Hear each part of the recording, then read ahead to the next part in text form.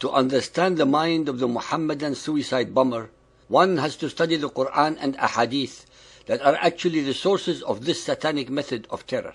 Unfortunately, because of time constraints, I can recite only a few examples from among the hundreds that fill the Quran and Hadiths. Chess. Sahih Muslim Hadith 5612, narrated by Buraidah ibn al-Hasib. Allah's Apostle said, "He who played chess is like one who dyed his hand with the flesh and blood of swine."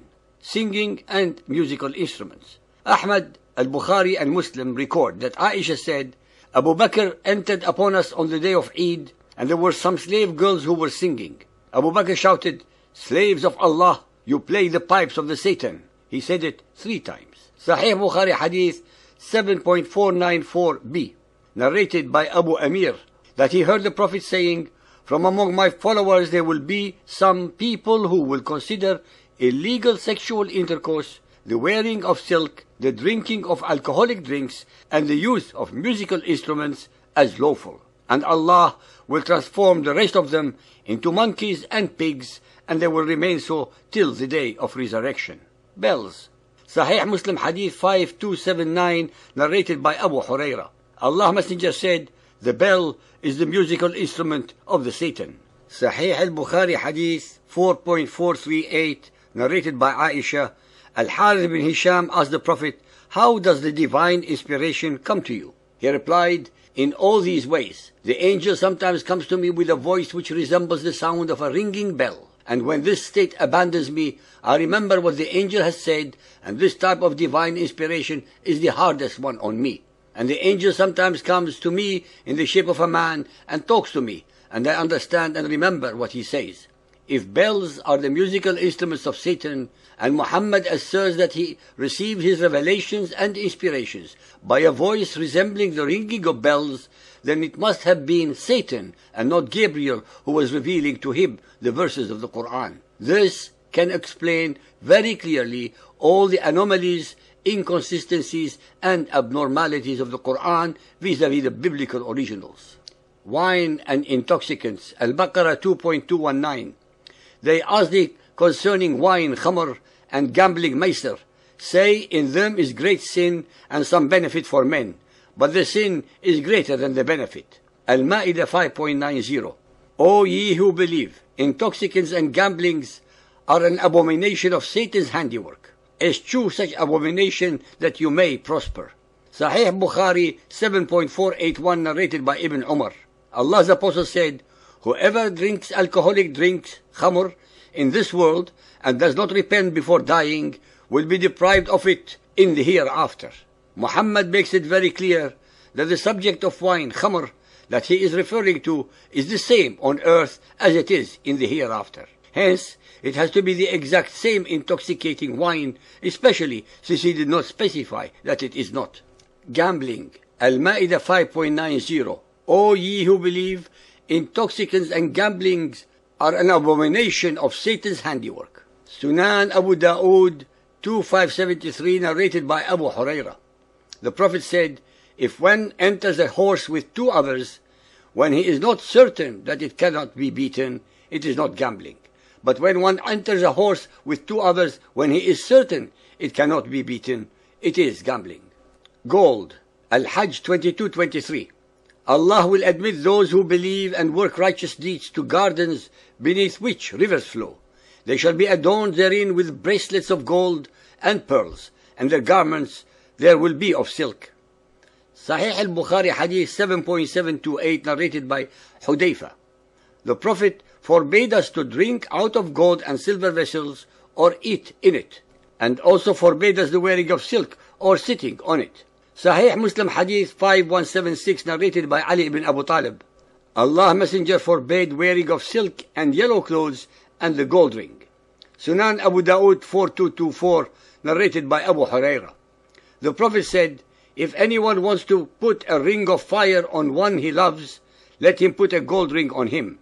If anyone wants to put a necklace of fire on the one he loves, let him put a gold necklace on him. And if anyone wants to put a bracelet of fire on the one he loves, let him put a gold bracelet on him. Keep to silver and amuse yourselves with it." Silk. Al-Kahf 18.31. For them will be gardens of eternity, beneath them rivers will flow. They will be adorned therein with bracelets of gold, and they will wear green garments of fine silk and heavy brocade. Sahih al-Bukhari Hadith 7.722, narrated by Ibn Abi Layla. Allah's Apostle said, gold, silver, silk, and dibaj, a kind of silk, are for them, unbelievers, in this world, and for you Muslims in the hereafter. Al-Tirmidhi Hadith 4404, narrated by Uqba bin Amir. Allah's Messenger used to restrain people who adorn themselves and wore silk, saying, if you want the adornment and silk of paradise, do not wear them in this world. Poetry and poets. Al-Anbiya 21.5. Nay, they say, medleys of dreams. Nay, he is but a poet. Let him then bring us a sign like the ones that were sent to prophets of old. Al-Saffat 37.36. And say, what? Shall we give up our gods for the sake of a poet possessed? Sahih al-Bukhari Hadith 8.176, narrated by Abu Huraira. Allah's Apostle said, it is better for any one of you that the inside of his body be filled with pus, which may consume his body, than it be filled with poetry. Pictures and paintings. Sahih al-Bukhari Hadith 7.834, narrated by Muslim. I heard Abdullah saying that he heard the Prophet saying, the people who will receive the severest punishment from Allah will be the picture makers. Sunan of Abu Dawud Hadith 227, narrated by Ali bin Abu Talib. The Prophet said, angels do not enter the house where there is a picture or a dog or a person who is sexually defiled. The listener should not by now be surprised at all for such behavior, having heard all the above prohibitions.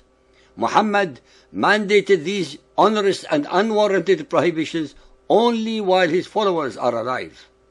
All these prohibitions are not only lifted when they are dead, but his dead followers are promised even greater rewards than these that they could ever attain in life on this miserable earth. If one abides by all these prohibitions, the only purpose for the existence of the followers of Muhammad would be abject groveling to Allah and warmongering all of one's life. Can the reader imagine his or her own life conducted without singing or songs, poetry or poems, musical instruments, no symphonies, no orchestras, no operas, no dancing, no painting or pictures, hence no television, no cameras, no videos, no sculpture, hence no museums, wine and other intoxicants forbidden, gold and golden jewelry to adorn oneself prohibited, no more silk garments or gambling. Muhammadan Islam is bereft of any joy, no fun, no pleasures except for unrelenting praying and dying for the cause of Allah. The suicide bombings, the hate-mongering displays, the depraved indifference to human life, the warmongering characteristics, the interminable visual displays of Muhammadans holding their holy book, the Quran, in one hand, and bombs, guns, and daggers in the other, are all symptoms of a disease propagated by a virulent virus called the Quran.